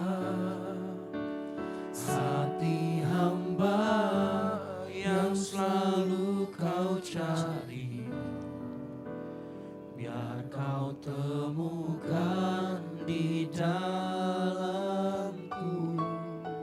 Selama ku hidup, ku mau menyembah-Mu, sebab Kau sangat berarti bagiku. Yang terbaik yang ada padaku, ku persembahkan kepadamu. Katakan Kau bukan Tuhan. Kau bukan Tuhan yang melihat rupa, Kau bukan Tuhan yang memandang harta. Hati hamba yang selalu Kau cari, biar Kau temukan di dalamku. Selama ku hidup, ku mau menyembah, sebab Engkau sangat berarti bagiku. Yang terbaik yang ada padaku, ku persembahkan kepadamu. Katakan Yesusku, Yesusku. Mari kita sama-sama angkat suara kita, sama-sama katakan Kau bukan Tuhan yang menjaga. Kau Tuhan yang melihat rupa, Kau bukan Tuhan yang memandang harta. Hati hamba yang selalu Kau cari, yang Kau temukan di dalamku. Selama ku hidup, ku mau menyembah-Mu, sebab Engkau sangat berarti bagiku. Yang terbaik yang ada padaku, ku persembahkan kepadamu. Katakan Yesus, Yesusku. Mari kita tunduk kepala, kita berdoa. Bapa, sore hari ini kami belajar bahwa di hadapan-Mu kami juga anak, tetapi di saat yang bersamaan kami juga adalah hamba. Maafkan kami kalau kami seringkali lupa jati diri kami bahwa kami juga adalah hamba dalam melakukan ketaatan, dalam penundukan diri. Kami tahu masih banyak area-area hidup kami yang kami tidak mau tunduk. Nah, sore hari ini sebagai seorang hamba, kami mau tunduk di hadapan Tuhan. Menyerahkan apa yang kami miliki di hadapan Tuhan. Taat seperti Yesus yang taat sampai mati. Kami mau taat juga di hadapan Tuhan. Bapak, malam hari ini kami belajar bahwa doa yang selaras dengan kehendak-Mu adalah doa yang dimulai dari pengenalan akan pribadi Tuhan. Maka sore hari ini kami mau belajar mengenal Engkau lebih dalam. Kami mau belajar juga Tuhan Yesus. Doa yang selaras dalam kehidupan kami. Yang mengerti bahwa kami juga adalah hamba. Doa yang selaras juga kami mengerti bahwa doa yang selaras lahir saat kami mengerti apa tujuan ilahi. Tidak terpaku pada cara, metode dan lain sebagainya. Dan sore hari ini kami belajar banyak Tuhan. Bapa di surga, hamba-Mu selesai berbicara, tapi hamba-Mu yakin dan percaya Roh Kudus terus berbicara dalam hati anak-anak-Mu. Mereka yang rindu melayani Tuhan, Tuhan Engkau kuatkan panggilan itu. Mereka yang rindu terus berbuat lebih kepada Tuhan, kuatkan panggilan itu dalam hati mereka. Dan hamba-Mu yakin dan percaya saat kami datang dengan posisi seorang hamba, Engkau akan mendengarkan jeruan doa kami. Engkau akan mendengarkan setiap jeritan doa kami, seruan hati kami Tuhan. Terima kasih Bapa yang baik. Hamba-Mu selesai berbicara di dalam nama Tuhan Yesus Kristus yang diberkati firman Tuhan. Sama-sama katakan amin. Baik, silakan duduk Bapak Saudara sekalian.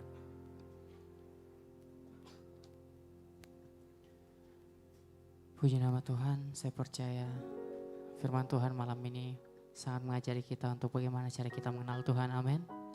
Tiba saatnya kita akan berikan persembahan pada sore hari ini. Di depan Bapak Ibu Jemaat sekalian terdapat 2 amplop. Amplop yang pertama diperuntukkan untuk operasional pastori dan amplop yang kedua untuk kas gereja.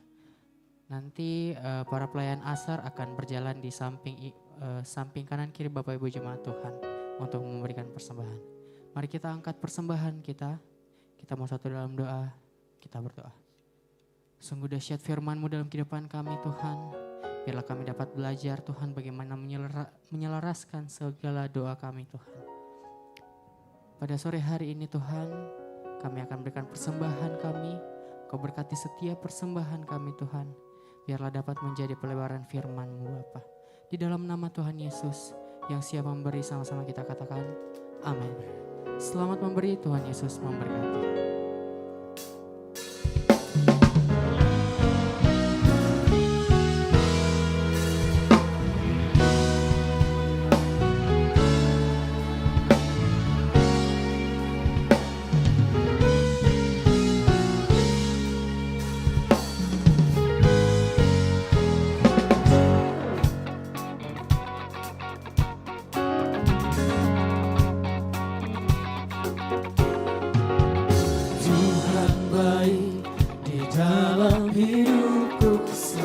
Setia di sepanjang hidupku, nyatalah perbuatan-Mu. Kaulah sukacitaku. Tuhan baik di dalam hidupku, selalu setia di sepanjang hidupku, nyatalah perbuatan-Mu. Kaulah sukacitaku. Haleluya, ku bersorak, Tuhanku luar biasa. Haleluya, ku bersorak, Tuhanku dahsyat berkuasa. Ku angkat suaraku, puji nama-Mu, ku bernyanyi bagi-Mu. Ku bersuka, ku melompat bagi-Mu, Yesus Kau di dalamku. Ku rayakan kasih-Mu.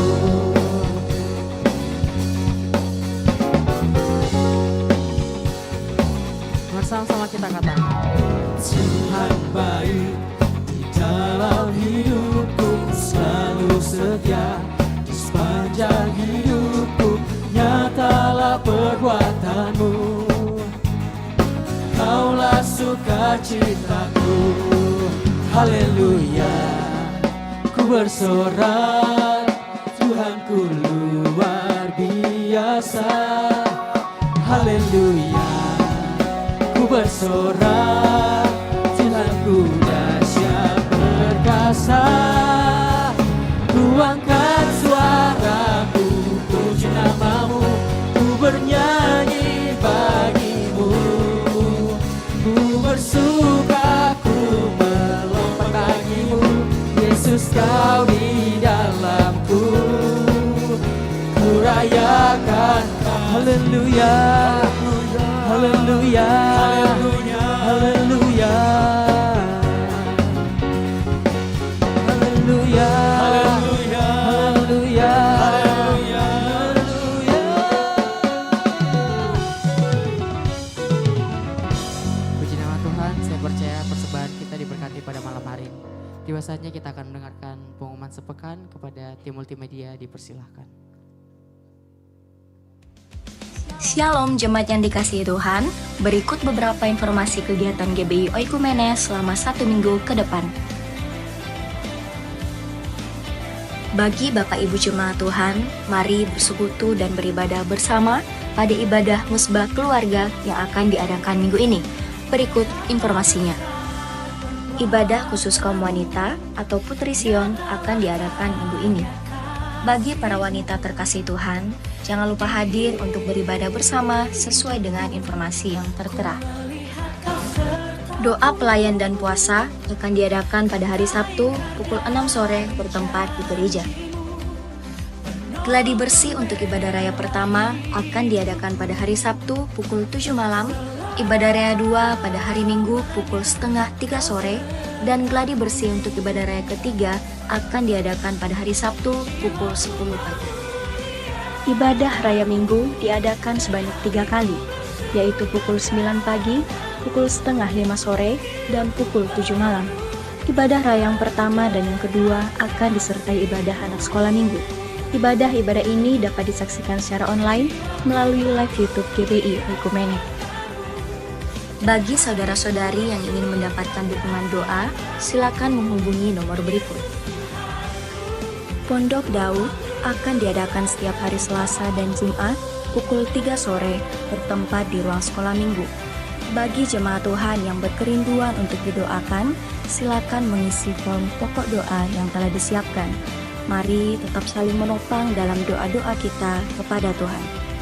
Bagi saudara-saudari yang membutuhkan layanan konseling, penyerahan anak, dan pernikahan, silakan menghubungi nomor berikut.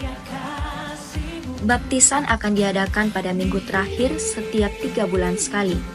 Bagi saudara sekalian yang membutuhkan layanan baptisan, silakan menghubungi nomor berikut. Persembahan persepuluhan dan persembahan lainnya dapat ditransfer melalui rekening BCA dengan nomor 7993 111 777 atas nama GBI Oikumene. Jangan lupa untuk mencantumkan keterangan untuk setiap persembahan yang diberikan. Perpuluhan yang jemaat Tuhan berikan akan dipergunakan seluruhnya untuk pekerjaan Tuhan di tempat ini dan akan dilaporkan secara periodik serta terbuka kepada jemaat Tuhan sekalian. Bagi Bapak Ibu jemaat Tuhan dan saudara sekalian yang rindu untuk melayani Tuhan, silakan mengisi formulir dengan cara scan barcode berikut atau menghubungi nomor berikut. Mari memakai waktu dan talenta yang Tuhan beri bagi kemuliaan namanya. GBI Oikumene BTP mengucapkan selamat kepada jemaat Tuhan yang telah lulus dan meraih gelar sarjana. Sukses selalu dan Tuhan Yesus menyertai setiap langkah ke depannya. Demikian informasi mengenai kegiatan GBI Oikumene selama sepekan. Selamat hari Minggu, Tuhan Yesus memberkati.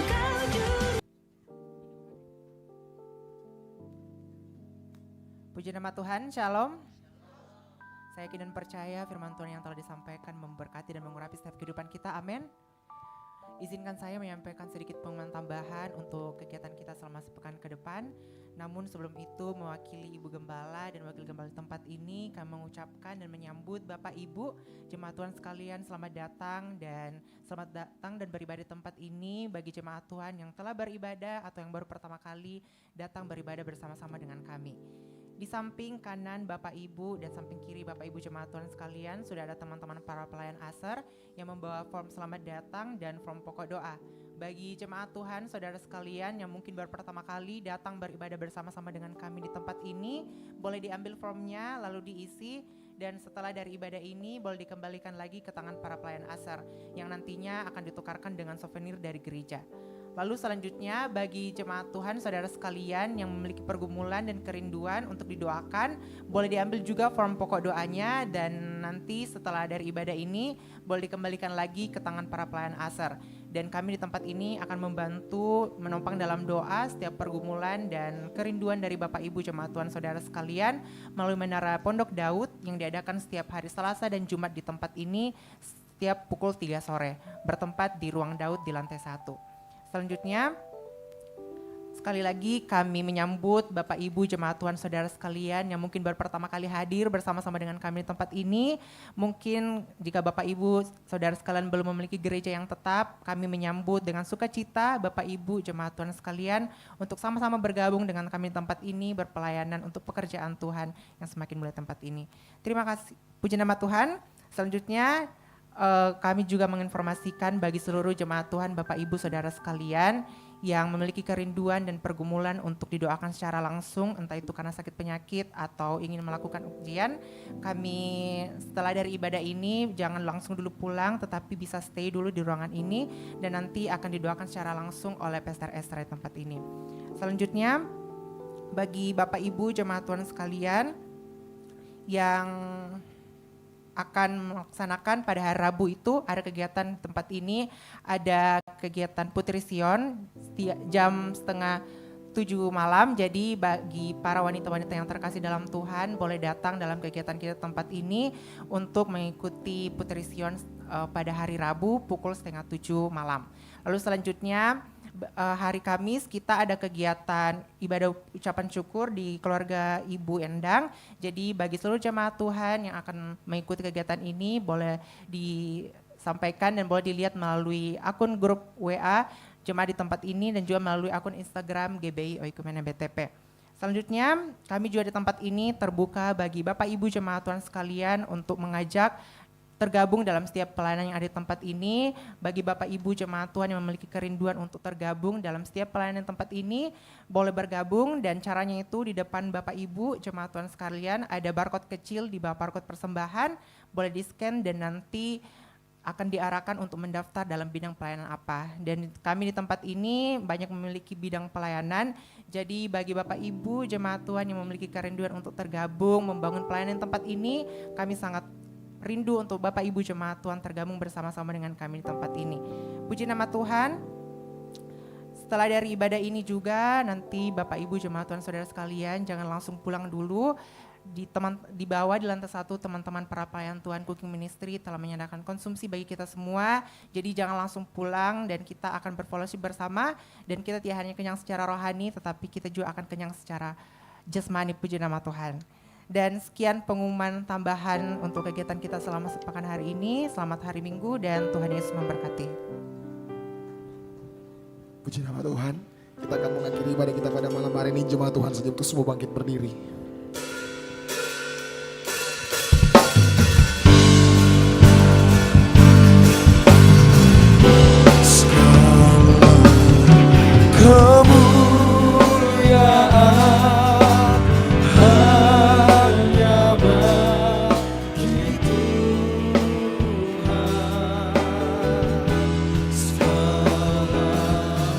Hormat pujian hanya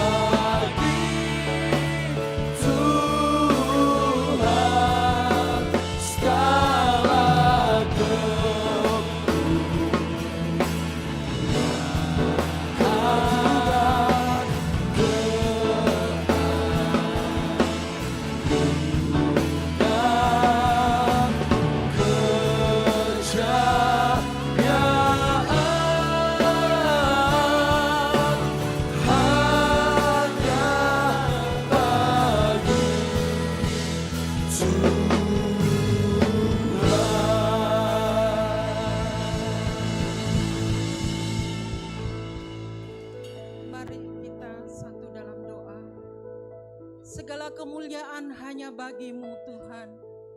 Segala pujian dan hormat kami hanya tujukan kepada-Mu Bapa. Engkaulah Allah kami, Engkaulah hidup kami, Engkaulah kekasih hati kami. Terima kasih Tuhan buat kehadiran-Mu, Roh Kudus. Kami boleh merasakan Engkau ada, Engkau mengurapi kami semua, Engkau memberkati kami semua. Terima kasih Tuhan, kami bangga mempunyai Allah seperti Engkau. Terima kasih Tuhan, terpujilah nama-Mu. Kehadiran-Mu membuat kami semangat, membuat iman kami bertambah-tambah Bapa. Terpujilah nama-Mu Tuhan, masih memberikan kesempatan kami untuk kami masuk dalam hadirat-Mu yang kudus. Kami menaikkan pujian sembah kami kepada-Mu. Bahkan Tuhan hadir lewat kebenaran firman Tuhan. Jadikan kami anak-anak yang patuh dan hormat kepada-Mu Tuhan. Ampunkan kami tingkah laku kami yang tidak berkenan di hadap-Mu. Satu hal Tuhan, kami mengasihi-Mu, kami mencintai-Mu Bapa. Terima kasih Tuhan, terima kasih. Engkau sangat amat baik bagi kami saat ini. Tuhan sudah menilik kami pribadi lepas pribadi. Berikan kami kesempatan untuk kami boleh memperbaharui iman kami. Tilik hati kami Bapa. Ampunkan kami Tuhan. Terima kasih Bapa, terima kasih. Kami bersyukur lewat hamba-Mu yang sudah menyampaikan kebenaran firman Tuhan. Biarlah firman Tuhan itu boleh menjadi rema dalam kehidupan kami. Izinkan kami, berikan kekuatan, kesanggupan untuk kami boleh menghidupi firman-Mu Bapa. Terima kasih Bapa, terima kasih. Tilik hati kami Tuhan. Kami rindu untuk menyerahkan hidup kami ke dalam tangan Tuhan. Izinkan kami untuk kami boleh bertobat, menyampaikan kekeliruan kami. Karena kami tahu di dalam kekeliruan kami, di dalam keikhlasan kami untuk menyampaikan, kami tahu Tuhan akan, Tuhan bersikap adil dalam kehidupan kami. Nyatakan kemuliaan-Mu bagi hidup kami Bapa. Terpujilah nama-Mu Tuhan, kami serahkan hamba-Mu yang sudah menyampaikan kebenaran firman Tuhan. Engkau lebih dan lebih lagi Tuhan untuk mengurapi, anugerahkan akal hikmat yang daripada Allah. Terpujilah nama-Mu Tuhan. Kami sampaikan juga buat pelayan-pelayan Tuhan, mulai dari penerima tamu, WL, singers, kami serahkan ke dalam tangan Tuhan. Mereka sudah mempersembahkan yang terbaik buat Tuhan, boleh menjadi berkat bagi kami yang hadir. Terpujilah nama-Mu Tuhan. Engkau tilik setiap kehidupan mereka masing-masing, karena mereka Tuhan lebih mengasihi Tuhan lewat pelayanannya. Kami serahkan mereka ke dalam tangan Tuhan, hidup mereka, masa depan mereka. Terima kasih Bapa, terpujilah nama-Mu. Kami serahkan keluarga hamba-Mu di tempat ini ke dalam tangan Tuhan. Mari Tuhan Kau lawati, khusus buat Ibu Gembala di tempat ini kami serahkan ke dalam tangan Tuhan. Tuhan Kau hadir dalam setiap kehidupannya. Engkau anugerahkan akal hikmat, roh kesehatan, bahkan damai sukacita boleh melingkupi Ibu Gembala di tempat ini. Engkau menilai hamba-Mu Pastor Ezra dengan setia untuk melayani pekerjaan Tuhan. Kami sebagai jemaat Tuhan, kami serahkan hamba-Mu ini ke dalam tangan Tuhan. Berikan kesabaran, kekuatan, akal hikmat untuk menjadi leader bagi kami jemaat-Mu. Terima kasih Engkau memberkati pekerjaannya, keluarganya, bahkan usahanya, bahkan istrinya kami serahkan, bahkan anak Dep kami serahkan ke dalam tangan Tuhan. Tuhan, kami berdoa buat pastor-pastor kami serahkan ke dalam tangan Tuhan. Tuhan, Kau menilik segala pelayanannya dengan kesetiaannya. Kami yakin dan percaya Tuhan akan memberkati keluarga, anaknya, familinya dimanapun mereka berada. Terima kasih Tuhan, kami serahkan semuanya ini ke dalam tangan Tuhan. Kami berdoa buat seluruh kegiatan di GBI Oikumene, kami serahkan ke dalam tangan Tuhan. Biarlah kami boleh bertumbuh di dalamnya Bapa. Khusus hari Rabu kami serahkan ke dalam tangan Tuhan. Ibadah kaum wanita Putri Sion kami serahkan ke dalam tangan Tuhan. Berikan Tuhan kerinduan untuk kami boleh datang bersekutu lewat ibadah kaum wanita. Biarlah kami menjadi wanita-wanita sebagai penguat bahkan penopang bagi keluarga kami, anak-anak kami. Terpujilah namamu Tuhan, bahkan ibadah syukur hari Kamis kami serahkan ke dalam tangan Tuhan. Doa Pondok Daud, bahkan doa puasa Saraba kami serahkan ke dalam tangan Tuhan. Kami yakin dan percaya Tuhan memberikan roh yang berapi-api untuk kami boleh melakukannya. Terpujilah namamu Tuhan. Kami berdoa buat, oh Tuhan, bangsa dan negara ini kami serahkan ke dalam tangan Tuhan. Tuhan, adakan hujan pertobatan bagi bangsa dan negara ini. Bahkan sukacita, damai sejahtera. Bahkan, oh Tuhan, kemakmuran bagi bangsa dan negara. Bahkan kota tercinta ini kami serahkan ke dalam tangan Tuhan. Apabila ada roh-roh jahat, roh apapun yang ingin menghancurkan kota Makassar ini, kami ikat, kami patahkan, kami hancurkan dalam nama Tuhan Yesus Kristus. Terima kasih Tuhan, Kau memberkati seluruh pemimpin dari mulai tertinggi sampai terendah. Kami serahkan mereka ke dalam tangan Tuhan. Berikan hati yang bijaksana, roh takut akan Tuhan. Terpujilah namamu Tuhan, inilah hidup kami. Kami berdoa buat yang hadir saat ini Tuhan. Kami yakin dan percaya Tuhan memberkati anak-anak kami saat ini Tuhan. Bahkan anak-anak muda, bahkan orang tua, kami yakin dan percaya kami akan pulang dengan membawa berkas-berkas daripada Allah. Kami serahkan anak-anak kami ke dalam tangan Tuhan. Gendong mereka Tuhan. Jauhkan dari roh-roh jahat yang menghancurkan masa mudanya. Terima kasih Tuhan, terpujilah namamu. Kami berdoa buat anak-anak kami yang membutuhkan pekerjaan, bahkan yang sudah bekerja, kami yakin dan percaya Tuhan memberkati. Bahkan kami merindukan anak-anak kami menemukan pasangan yang seimbang, yaitu pasangan yang takut akan Tuhan. Terima kasih Tuhan, terpujilah namamu. Kami bangga mempunyai Allah seperti Engkau. Terpujilah namamu Tuhan, inilah hidup kami. Dan kami akan mengakhiri doa Bapa kami yang Tuhan sudah ajarkan kepada kami. Bapa kami yang di surga, dikuduskanlah namamu, datanglah kerajaanmu, jadilah kehendak-Mu di bumi seperti di surga. Berikanlah kami pada hari ini makanan kami yang cukup.